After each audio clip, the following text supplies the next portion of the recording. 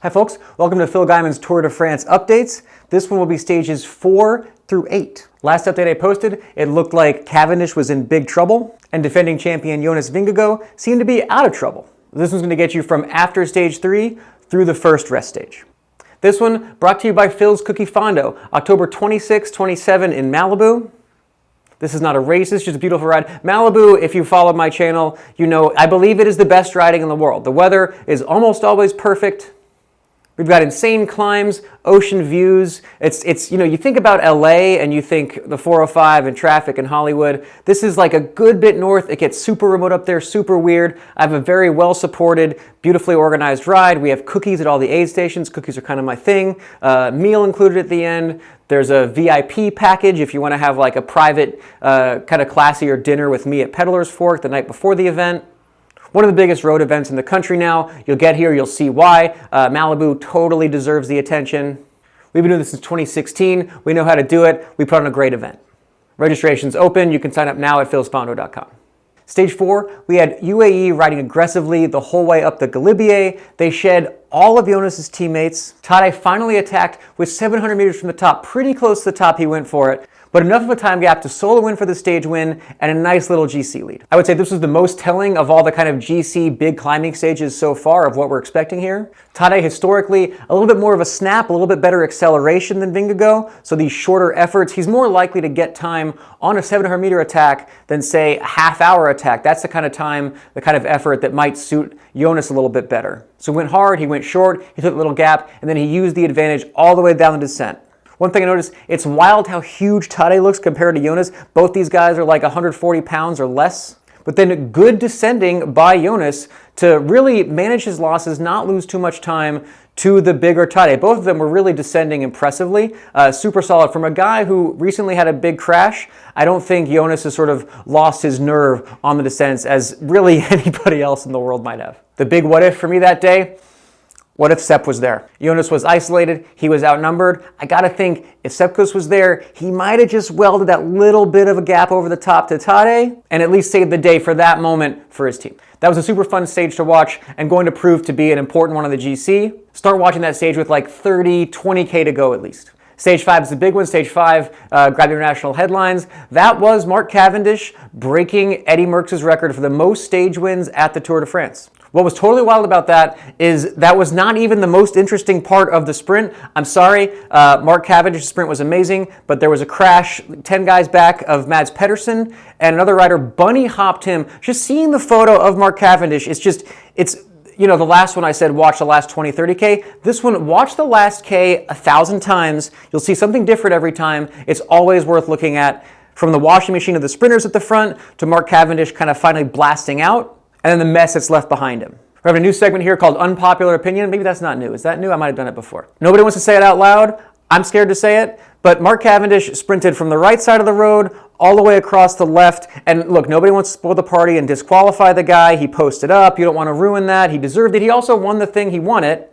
But in another situation, a different rider, a different sprint, a worse effect, someone had crashed behind him, that guy would have been relegated, and we all would have been like, yeah, that seems fair. Anyway, he won it, he broke the record, we're all super happy for Mark. To be fair to Mark, when he blasted across the street, he had daylight, he had room, there was a good gap. He was just trying to do it to shake Philipsen off his wheel. He didn't want Philipsen to get his draft as he shot out. So the part that was unsafe was Philipsen following that move, but not having the gap on the other riders in front. That was where it kind of got sketchy. So Cavendish did the cross street, and it was Philipsen that sort of did the dangerous move. But officials ruled it clear, not going to say anything. Again, congrats to Cav. Stage 6 was where I think he paid for stage 5 and maybe just behavior in general. I do have some inside sources in the peloton who tell me that Jasper is about as annoying as the TV makes him out to be. You wonder how much of that is sort of like played up for, like Netflix for sure played it up, how much of that is played up for the media to have something to talk about. I think in general, a lot of folks in the peloton are kind of sick of his behavior. He does sort of act like he deserves where to go. The thing is, if two teammates are together, you don't get between them. That's kind of a rule that he breaks. I will say it's as old as sprinting, is sprinters getting mad and crashing each other out, and it's a very aggressive situation, but there's a weird line of what's too aggressive that I don't think anyone ever agrees about. But Jasper was relegated in stage 6. Dylan Groenewegen took it. Looked like a close win. It turned out the guy who was actually a close second ended up being relegated way the heck back. Overall, as sprint stages go, that one was kind of boring too. Watch the last K, you won't miss much. Stage 7 individual time trial. My question the last time was, there's no way that Jonas Vingegaard didn't lose something from the terrible crash that he had. There's no way that he was 100%. Is he enough to beat Tadej? It's possible. Was he enough to, be chasing third? That was sort of the question. Where on his spectrum was he going to land? And a time trial, famously, there's no hiding. This is where we are. And a time trial, of course, there's no hiding. This is where we are. Remember the time trial stage last year where Vingegaard put time on everyone, on the flats, on the climb, on the descent. He rode like a madman. He absolutely torched that course. There were accusations of doping based on that.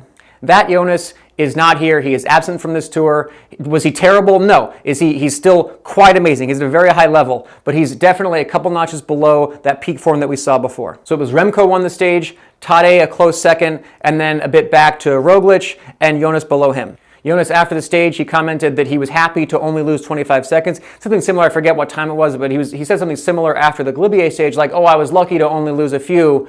And it's like, okay, true, but are you supposed to say that out loud? Because to me, I thought you were trying to win the thing. How many times are you lucky to only lose a little bit? But to be fair to him, last year, he cracked Tadej. If you remember, there was the Tadej, on the radio, I'm dead. We're still within range of that. If he's the best climber on a long climb day, that's where the time can happen. It's still anyone's game, kind of. There's a lot of talk about like he'll be riding himself into form. I think that's kind of a thing for sure. That's not a fabricated concept. If you're someone who's peaking because you think you can win the individual time trial, the first stage when they do it that way, if you think you can win the prologue, you're coming in super hot and then you'll ride out of form. There's some people who are, but I think to an extent, the guy you start with, it's just hard to think that someone's really going to get significantly better relative to another guy who's also at a very high level during a 3-week stage race. 3-week stage race should fatigue everyone. Maybe it fatigues people a little bit differently, but I don't see Jonas going from, not quite as good to Tadej as being better. What part of the time trial should you watch? I would say skip it. Time trials are always like, it's a necessary part, it's important, but it's always pretty boring. I'd rather watch the other stages myself. Last year, the decisive time trial that Jonas won over Tadej, that one, they were noticeably different. That was worth watching. This one, they're all flying. They all kind of look the same. Remco was incredible. But moving on, we'll see. There's a lot more interesting stuff to watch. And especially after this next rest day, I think is when the tour is going to start cooking. Big news for Stage 8. No start for Mads Pedersen after that crash a couple days before. He did not heal up from that. So big absence by him. Overall, that was a really boring stage. They let one rider go. Normally, like when you see a small breakaway, when you see one guy or two guys in a breakaway, what that really is saying is that the peloton doesn't feel like racing that day. It's almost like a rider protest. They're like, okay, one guy go, that's the day. We can chase him down whenever we want to. Maybe it's a sign that the first week is a little bit too hard. Maybe they were all looking at the gravel day next day. Nobody wants to waste their legs. Whatever it was, the field wanted kind of a chill day, and they got it. Not to take away from the impressive ride by Jonas Abrahamsen, in the win by himself all day, collecting those points. Job well done. And again, all respect to him, one thing they're not talking about on TV is just how difficult, how horrible that man looks on a bike. He is a bike fitter's nightmare. And I'm not saying to change anything. It's perfect, dude. Leave it just like it is. But it's a funny thing where it just visually, it's not what you're looking for. It's not what we kind of expect out of the tour riders. Normally, like what a bike fitter is looking for is for your knee to be a tiny bit bent at the end. His is bent a good bit. You want to see a smooth pedal stroke. When there's a camera side by side next to him, you can sort of see he's pedaling squares. Like the bike noticeably lurches back and forth. He's a dude where like the annoying guy on the group ride would go up and be like, hey man, you should work on that, and that. But then he would drop him because this guy knows what he's doing. Everybody's its own. The other little element is maybe he's just digging deep. This dude is just suffering. Nobody looks good when they're really going at it. My Hawaii video, I'm editing it. I'm seeing myself like flapping my elbow at 11,000 feet. We're all bad when we're going for it. So maybe he's just really digging deep the whole tour. Awesome riding by him, showing great heart, really fun to watch. But for sure, there's going to be bike fitters in the comments on his Instagram telling him what he should fix and how many watts he's giving away. I've gotten those comments myself. Abrahamsen was easily brought back whenever they wanted to, kind of near the end. And then it was a tough uphill, really like a slow motion sprint for Gaimon to take the win over Philipsen. They keep calling Gaimon the first black African to win a stage of the tour. That's the wording that Peacock is using. I'm a little confused. I know he's not the first African. Robbie Hunter comes to mind. I think there's other South Africans who've won it, white Africans. But I think he's the first black rider. I'm not sure. Who am I missing here? Leave a comment if I'm forgetting somebody. I'm not trying to be a dick. I'm just trying to figure out why they're saying it specifically that way. That seems to be intentional. Okay, stage 9. This is one that I was really looking forward to. This is the gravel day. The main thing, I just have to get over the bike industry and injecting the word gravel into everything. The UCI with the Gravel Worlds now and their whole gravel series. And it's marketing. They're jumping on that bandwagon. I just have to get over it. That's all there is to it. It's done. And I like riding my gravel bike too. It's fine. It's just funny seeing a gravel stage of the tour. They used to do cobbles. They've had dirt before, but now they're just calling it something different. Anyway, I'll get over it. I'll get over it. It is a little bit funny to me because you hear like the smaller races, like early season stuff, if it's overseas, so like something in Argentina in January, if they have a time trial, it'll be road bike time trial, an Eddie Merckx style time trial, they'll call it, to spare the teams from flying overseas with, time trial bikes in the early season. It's expensive and it's tough for the smaller teams is the argument there. Then the Tour de France is like, oh, you're going to have road bikes, time trial bikes, and now gravel bikes. Deal with it. It's a big stage.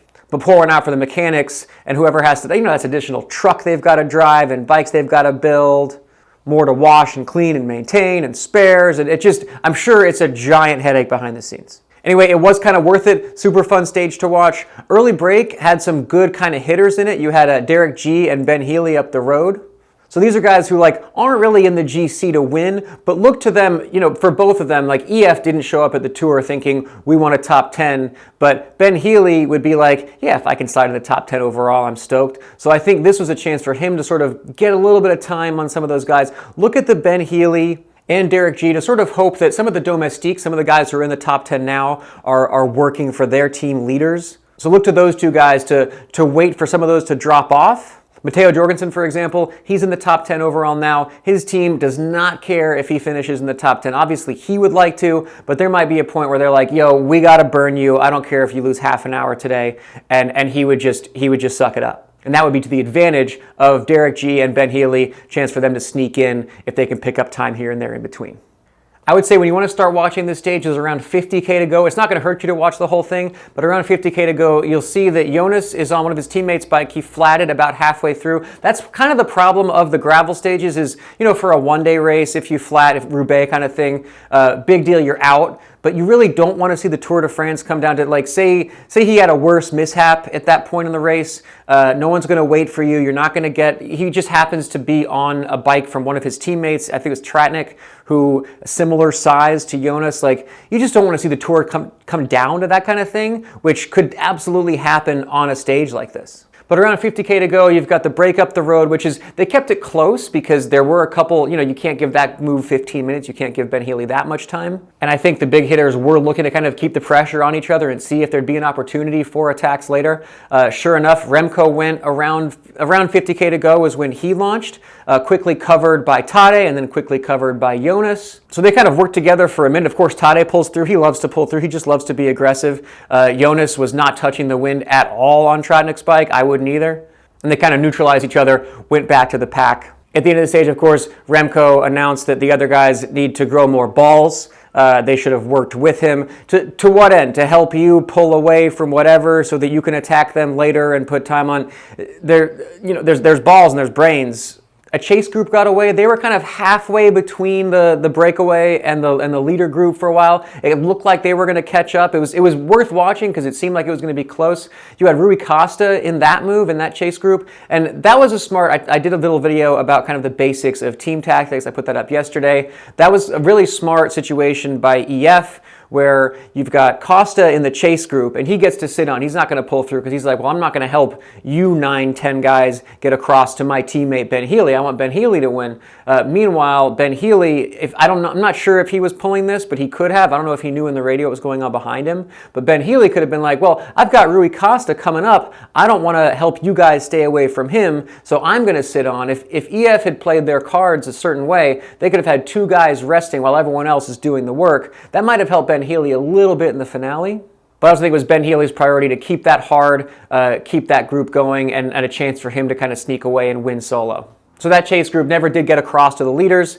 Tadej did attack again on another dirt section. This time, Jonas didn't go for it. Jonas used his teammates. I didn't see it as him really being vulnerable at this point. I had the same thought when Remco attacked 50 miles out. It's like, okay, Tadej, you've got a few teammates left. Jonas has Van Aert left. He has Matteo Jorgensen.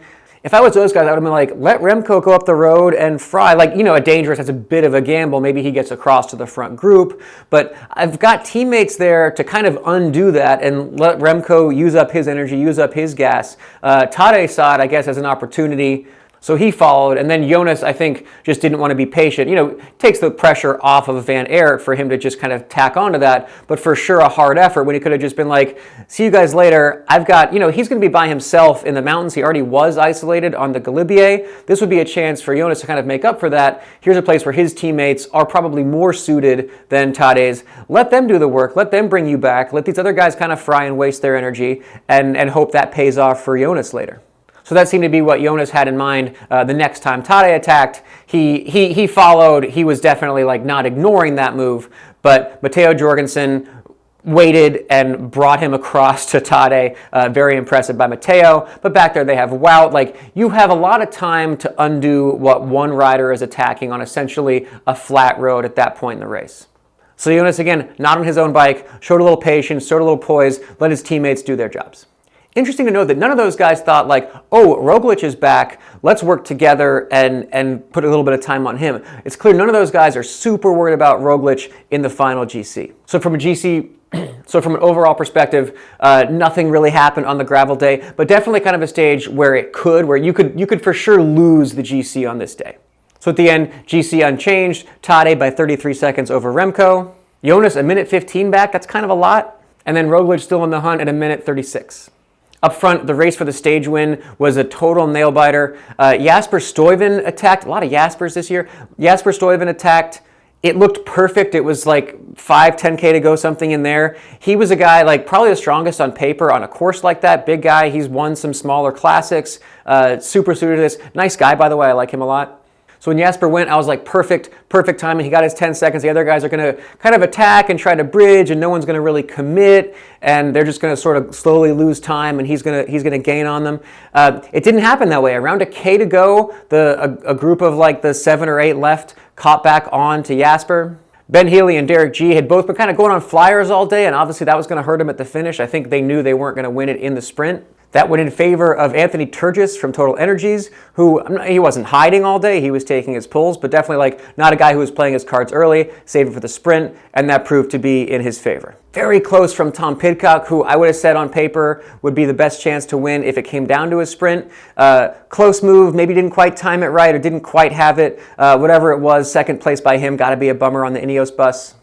At some point, the announcer said that Stuyven has a chocolate shop in Belgium that makes a living. I love the chocolate shop thing. I'm quite sure that Trek pays him a living. I'm sure the chocolate shop, well, I don't know, but I'm guessing it does fine. I'm guessing he probably employs a couple family members or some friends, and it's kind of a retirement thing / hobby. But he does not make, I hope he does not make a living on that. I'm pretty sure Trek takes decent care of him. He kind of deserves it. Maybe the chocolate shop is making a bunch of money too. I hope so, but I did laugh at that moment. But I'm glad that, who doesn't love chocolate? If I was on course watching, where would I want to be? Any of those French vans. French van life seems to be really impressive. I feel like there's folks who have a van set up just to follow the tour around. They've got their tents and their awnings and their grills, and once in a while you just kind of like pass a pasture where they're all lined up. I want to hang with those folks. That looks like a good crew. Surprise winner so far. Ben Healy, super impressive time trial. Speaking of looks incredible on the bike. You typically don't expect a smaller rider to be that good in an individual time trial, but if you're small enough, you kind of just don't punch that much out of the wind. But that man did his work on the TT bike. He was planning for this, and really no one knew that. Same with Derek G on the Israel team. I think they announced a couple weeks ago they're going to have like a stage hunting team, and he seemed to be like, I'm going to try and like finish top 10 overall though. I would love to see him do it. Seems like a nice guy. Not a huge surprise anymore, but still got to say it out loud. Matteo Jorgensen, just incredible how long he's up there, how well he's still riding a time trial. Like not quite backup GC, he's a couple minutes down, but he's there, the dude's there. He's with the best in the world at the biggest race. Armchair race organizer, I know this is the Olympics' fault, but weird first week. Just a weird first week in general with a couple super big stages and then sprinter stages that were kind of pointless. Like if I was a rider, I'd be like, all right, when's the tour going to start? Like, can we get on with this? And of course, we've got to mention Julian Bernard, who was fined by the UCI for stopping during the time trial to kiss his wife and baby. Just such an incredible UCI move. They just love to give us ammunition to laugh at them and make fun of them, from the sock height to this is sort of like a new high-low. Like, it's terrible, but I love it. They're just so on brand with that kind of move. Armchair team director, there was a stage that finished in Dijon and then the time trial was in Dijon.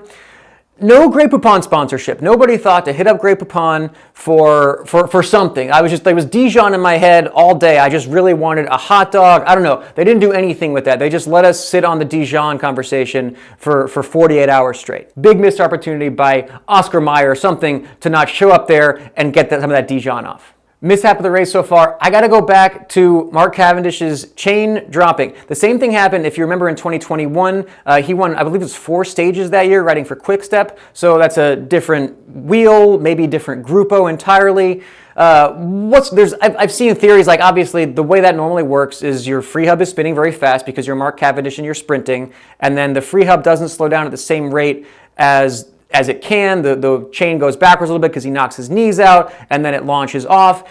To me, though, and I can follow all of the physics of that kind of, I got a C in physics, but I can follow it, and I've dropped my chain plenty of times. I've had it thrown. That is a thing, but it doesn't happen to every sprinter every day. It seems to happen to Mark every single time.